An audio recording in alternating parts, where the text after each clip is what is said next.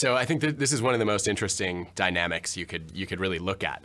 So in doing the research for the book, I used some historical examples here that I found fascinating. One was Frank Lloyd Wright, who at one point discovered as an architect that his draftsmen were essentially getting more commissions and more work than he was, because essentially customers and clients found them easier to work with and every bit as talented. And he was offended by this and felt that they should be subservient to him. So he actually set a policy that they were not allowed to accept independent commissions. And if while working in his studio, they did any work, even if he never touched it, his name had to be signed first.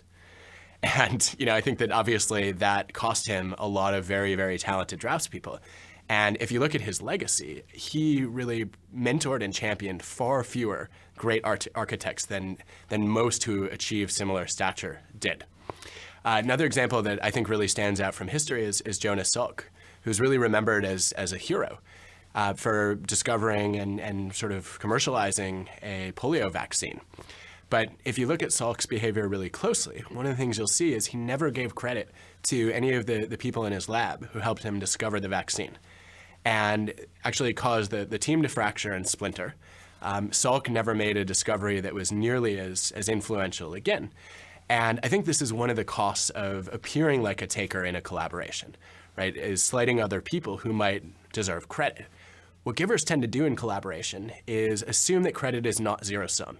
And if I give you credit for your contributions, that doesn't necessarily take away from my contribution. And that makes it a lot easier to keep people on board in a team over time. It means typically that if you're a leader or a manager, people will follow you if you rotate to a different organization or a different job. And I think that that's really powerful, but often harder to do. Great. Now,